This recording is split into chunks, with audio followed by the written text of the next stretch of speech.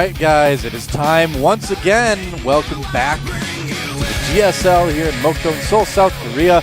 We are seeing a very close TVG series between these two guys right here, MVP SC versus I'm MVP, and I am Doa, and you are Kaldor. That's right. And we are excited to be here casting these matches. We've had some good games. Yeah, and I have to say that the current score certainly doesn't reflect the game so far, because both of them could have gone either way. Certainly not a one-sided affair right now. Definitely. You know what? We are moving into a map that produces some of the longest TVTs in the history of TVT. It is Crossfire SE. The loading screen is finished doing its thing, so we're going to move into the game. Who's going to win this game? Will SC stay alive, or will MVP move on to yet another semifinals here in the GSL Codes?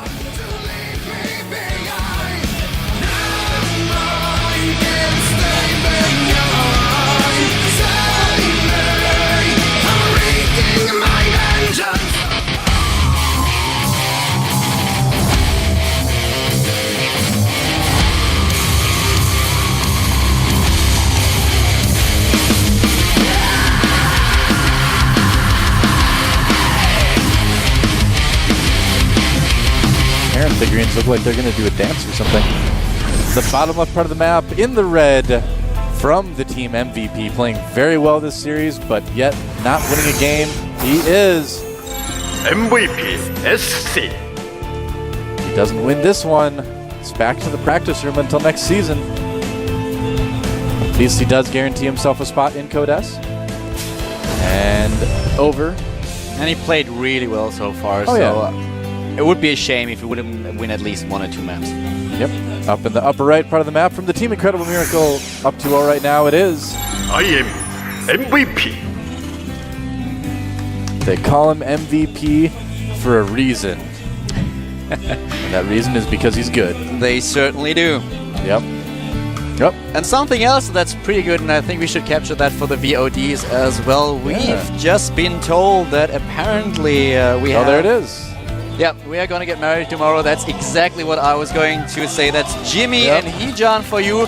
So this is pretty exciting. They decided to spend the last evening before they get married in the GSL studio. Listening to the two of us, I really like that. Yeah. Well, hey, you know, the couple that watches the GSL together stays together, no doubt. True fans. Yep.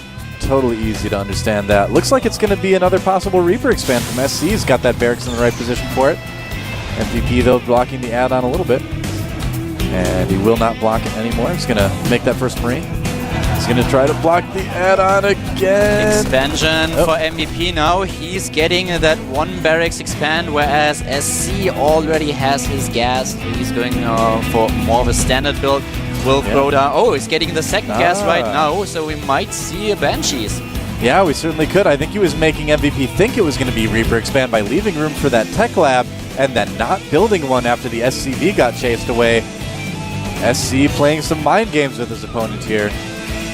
Getting another Marine right now. So, we have double gas for MVP at the same time. He decides to get 2 gas right after the first barracks. Usually you would go for more barracks in order to deal with push of your opponent, but with the scouting information that MVP had, he decided it was worthwhile getting gas as well. So, a little bit greedy.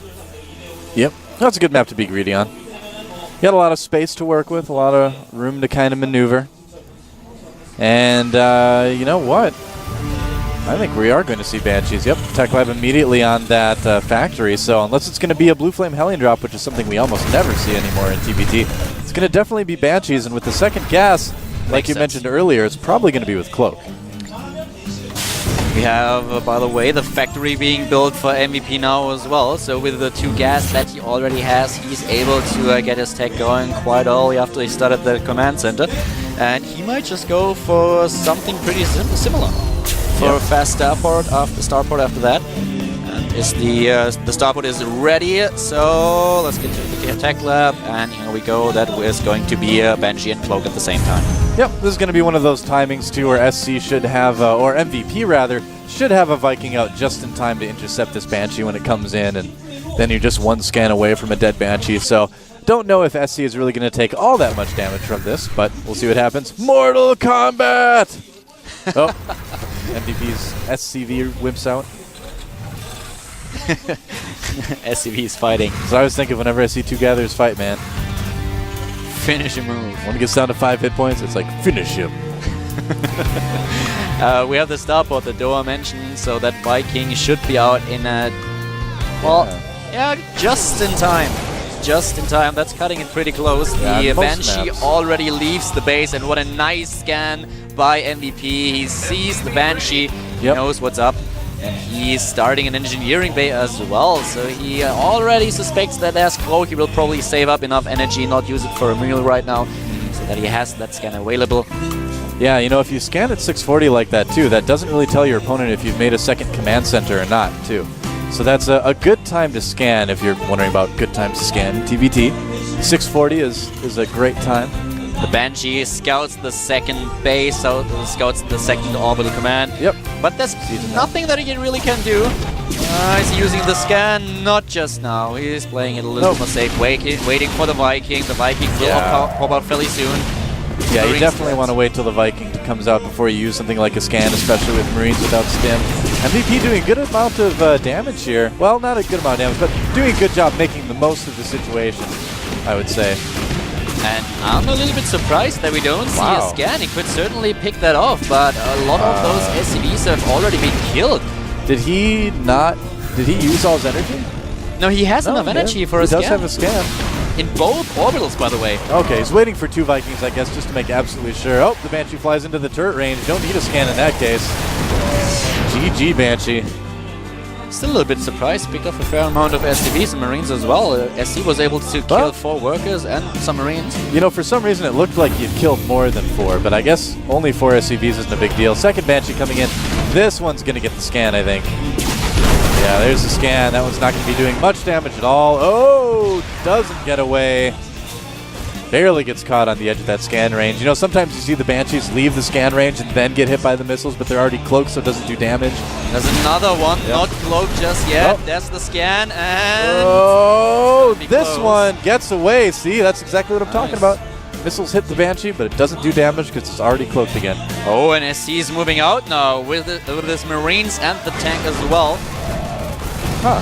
Researching the siege tank upgrade. Oh, this is a really interesting little push timing. This is really popular in the lower leagues, actually, on the ladder in Korea, but he's going to need to play a little bit more defensively because SC is ready as well. And as MVP already both have the upgrade right now for sieging up, but not using it. And SC trying to push up that ramp. Here's the siege up by MVP, and oh man, the siege tank blocking the Marines from coming down the ramp and landing those Vikings.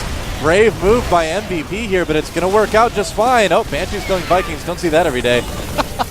that would have been awesome. But the Viking just lifting off again. The Marine takes it out eventually. Yeah. 50 supply against 56, 32 against 34 CVs, 2 base against 1. Keep that in mind. Yeah, that's right. SC being very aggressive here with this push. But is it going to be enough? We saw that he kind of wasted all his Marines. He does have that high ground now, though. Oh, SCVs, what are you doing? The Banshee is able to pick SCVs. off one of the tanks, taking out one of them. 61 supply against 62. Still that one Banshee at large finally being taken down by the Vikings. Now, MVP does have the Viking advantage, so he should be able to push this back. Oh, will he be able to take that one out? I don't think so. Wow. All right. Oh, he's flying into scan. Scan range, And Marine's getting a little bit overzealous here. Yeah, so with the, you can see both players trying to scan, but with the little advantage that MVP has, push SC back, and now SC is actually way behind. His command center at his natural is only about 3/4 of the way done right now. Exactly. MVP already has 2 mules against 1. He has the ability to produce 2 SCVs at a time thanks to his 2 orbital commands. So SC not able to do a lot of damage with that early push. Playing on 1 base didn't pay off for him. He lost 3,200 resources against 2,300. Ooh. And another Banshee going down. He's losing so many Banshees. You know, he is making MVP use a lot of scans, though. That is the one thing that's kind of helping him keep up a little bit more in economy, is that he's denying MVP a lot of those mules. And that is a brave Marine. Oh, wow, that is a living Marine, too. That's surprising. Man. pacifist Vikings flying away. And Blue Flame, Hellion for MVP, whereas SC is now relying on Bio once more. He's researching Combat Shield. Yep, not going to see a mech versus mech game, I guess, this time, so that should shorten the game length by about 20 minutes. Wow, 34 SCVs against 48. MVP with a significant lead. I actually really do like this Banshee pressure that SC is putting on, making him use all these scans. That it's it's a very expensive thing to do, but I'd say it's the most effective thing he can do right now to kind of limit MVP's economy the little bit he can anyway. So, interesting play by SC here. Oh, getting cloaked now. Yep. Cloaking field for MVP. That's a little bit late in the game. I certainly didn't expect that, but that's probably going to pay off quite well. Yeah, you're starting to see that a little bit more often in TVT, is those kind of delayed cloak Banshee timings. It can catch a lot of players unawares. They don't have the scans ready. And be sure that SCV's not saving any energy right now. And he has a lot of Vikings, so basically there's no way that SC can build enough Vikings to deal with that situation. He needs to rely on those Marines and the stim timing. He's researching stim right now. That will be quite helpful. But yeah, that's kind of nice. Well, yeah, using those Banshees as well as a way to push ahead with your tanks and at the same time do damage to your opponent's tanks. That barracks will die. The barracks is like, we have to fly faster! Uh-oh. Oh, actually, it's saved by one of the tanks. Nice. It's like, well, our building's on fire. Should we bother trying to put it out? Nah, it'll be fine. Don't worry about it. Yeah, there's one SCV that decides to repair it after all. Oh, that's nice. Yeah, that's a kind SCV. And those Blue Flame Hellions cleaning the watchtowers. Yep. So Naga towers are both gone. MVP is like putting on a clinic on how to play safe mech TVT right now. He's being very patient, holding off the initial aggression, getting the Hellions later on to take map control, get the towers. He is still quite behind with a fair bit. He only has, in terms of SCVs, 42 against 54. Still the advantage for MVP, and MVP decides to move out with his army. Yeah. He has 8 tanks right now, 5 Vikings and 2 Banshees, 12 Blue Flame Hellions. Oh, I like this. He's softening up the Marines. That's going to help out quite a bit. And it also distracts SC from the big army coming his way. Those Banshees are really what's going to allow MVP to push out right now. Oh man, he's doing so much damage to those Marines. Yeah, definitely. And at the same time now, MVP is just claiming the middle of the map. Yep. Getting into position at the Xelnaga Watchtower and producing more and more mech units. He's going for more Banshees. He's going for more tanks. Getting a third now as well, and the armory. Oh boy, here we go. A little bit of damage from MVP coming in with these cloaked Banshees right now. Nice. I like that quite a lot. Look at that. He's able to pick up so many SCVs and Marines. It's difficult to react to these later cloak timings here. Oh, he's got to be careful. Losing one Banshee there. Whoops. And another command center. Taking 2 at the same time. Yeah, this is really good by MVP. He's actually playing this nearly perfect. He's 20 supply ahead. He has the advantage in terms of economy. He has the bigger army as well.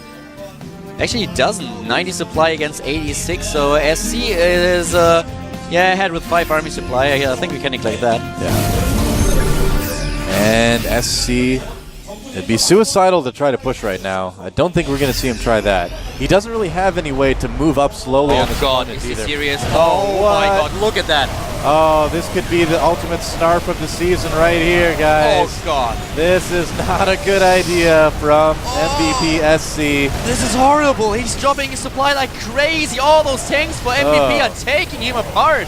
Yeah, I mean, he's going to be able to do a decent amount of damage, trade armies fairly well, but he's not in the position to trade armies. No, not at all. That's the thing. MVP's got 2 more bases right now, and SC, those units, I hate to break it to you guys, those units are not going to do a lot of damage to MVP. MVP SC.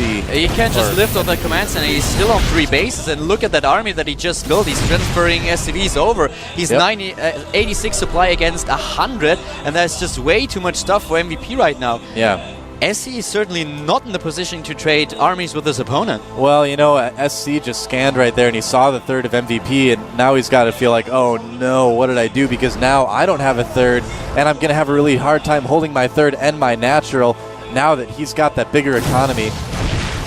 SC in a difficult spot right now. Yeah, and MVP has tanks sieged up at his third base. He has a planetary fortress upgrade, so there's no chance for SC to approach. Oh boy, that's a lot of SCVs coming up here. And he's like, well, I need to do something. I need to try to take out this third base, or I'm going to be so far behind that I can't do anything anymore. He's repairing some tanks as well. Looks like he's preparing to push. It's the only thing he can do right now. He knows that he's so far behind 4 bases against 2, and he seems to be trying to attack that, but... Well, he might get a good position on this third base, but he's going to go in for the natural instead. Oh, I don't know, man. I don't know.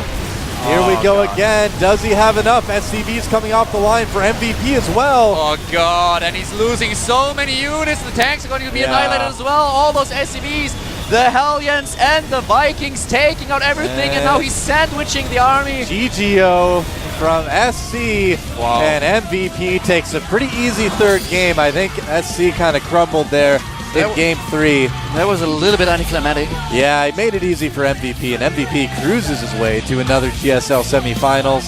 He's got to go up against Leenock, though. That is going to be an insane semifinal match. Oh, yeah. Both of our semifinals. It's going to be pretty awesome. Yeah, MVP obviously not feeling too great after that game. He did not play very well in Game 3. We'll put it that way. He made some really weird decisions. Yeah. He wasn't able to deal. He decided to play one base, and he wasn't able to deal any damage at all. So that was kind of weird. And after that, when he just traded armies with his opponent, that was just not the wise decision at all. Yep, the Marine on the right takes the victory today, I guess. And man, you know, it was a close series up to Game 3, and SC just. I don't know. He just made some miscalculations in those attack timings and really paid for it. And what can you say? MVP proving why he's the best Terran in the world, possibly the best player in the world, and definitely contender to win the season, get his 4th GSL championship. Taking the series with 3-0. Yep. 2 3-0s today. Yep. A lot more one-sided than I thought it would be. You know, we started out this day being like, oh, we're going to be here a long time. It's going to be a really exciting back-and-forth day. But nope. Well, here's our semifinals, guys. FXO Oz versus NSO So Jockji will be awesome. And FXO Leenock versus I'm MVP. That will also be awesome, Kaldor. I can't wait to see these semifinal matches. Yeah, and I actually like the race distribution quite a lot. 2 Terrans, a Zerg, and a Protoss. Yeah. Pretty cool. Yeah. It's not bad, man. It's not GOMTV anymore, really. Nick and Dan will be happy. Yep. I guess so. We used to, you know, like a couple seasons ago, we would tease and be like, we get to cast a good tournament. There's more than just Terrans in Code A. They'd be like, shut up. They will be pretty happy about those matches. I mean, look at that. Leenock against MVP will be so insane. Yeah. And Oz and Jockji, they played so well. I really love to see those guys facing each other. Jockji, really the dark horse of GSL this season. We'll have to see how we can do against Oz. Jockji showed us some really interesting builds against Puzzle. So we'll have to see how we can do against one of the best Protoss out there right now. And here's our finals information here. It's going to be next Saturday, December 3rd at Sejong University Daeyoung Hall. I don't know where that is, but there's always directions on GOMTV.net, so definitely check that out if you're in the Seoul area or anywhere in the world and want to come to Korea for the finals, because why wouldn't you want to? So definitely check that out. And, yeah, don't forget about the winner prediction, guys. Go to GOMTV.net, sign up, and you can vote to see who you think is going to win the matches. It's kind of fun. Get to see like cool graphics and stuff. I like it. I do it every time. It will be kind of interesting to see if Leenock is able to take out MVP again after he managed to do it though at MLG. Yeah, that's going to be an interesting rematch. Revenge match. Next week is going to be a crazy week for StarCraft 2 in the GSL. It's been a crazy day today, but it's been a fun day. I've had a good time casting these matches. Hopefully you guys at home have had a good time watching them. Have you had a good time, Kaldor? Yeah, definitely. Still feel a little bit sorry for SC. I think those games, especially the first 2, were pretty close. Losing with 3-0 is a little bit, well... It's kind of disappointing. Yeah. He did kind of crumble in Game 3. But yeah, he played quite well the first 2 games. He should have be able to take at least 1 map. I feel worse for Alive, man. He had a rough day today. Guys... Yeah, he mentioned it before the games that he couldn't practice because he was sick the last few days, and you could definitely see that today. Yeah, TSL Alive, he's actually a lot better than that. But he had to go up against Leenock, who's like on fire, man. I mean, the guy's on a roll. You just can't stop this kid right now. But we'll see if MVP can. Yep. But, yeah. It's going to be pretty cool. MVP Leenock. Wow. Absolutely. Well, I'm going to get home and after this watch some more StarCraft 2. There's some other good tournaments. Of course, Tasteless and Artosis are over at DreamHack right now. casting that as well, so interesting to see how those games turn out. But, yeah. Yeah, so. Yeah, so ladies and gentlemen, I guess we are done for today. Oh, thanks again to our sponsors. Oh, big thing, tweet at our sponsors. They love that. It's very important to let them know that their sponsorship money and product and support is going a long way. There is information about them right now. Just find their Twitters, tweet at them, tell them how much you love esports. I know Pepsi in general actually was very impressed by the community response on Twitter, so definitely do that. Also follow GOMTV on Twitter and follow me. I'm Gosu Doa on Twitter, and follow Kaldor. He's at Kaldor. And thank you at home for watching as well. I know it's a lot, really early in the morning for a lot of you guys. And also shout out to the guys at the Barcraft here in Seoul at Yaletown. Hope you guys enjoyed the night. And that's going to be about us, or about it for us today. I actually would have loved to go to the Barcraft, and I was like, next time. I'm casting, so next time I'll definitely be there. So thank you very much for watching, guys. It was a pleasure to cast for you. Yeah, have a good night. Bye-bye. A space case where you do it your own way. There's a strange sincerity that make them girls go crazy.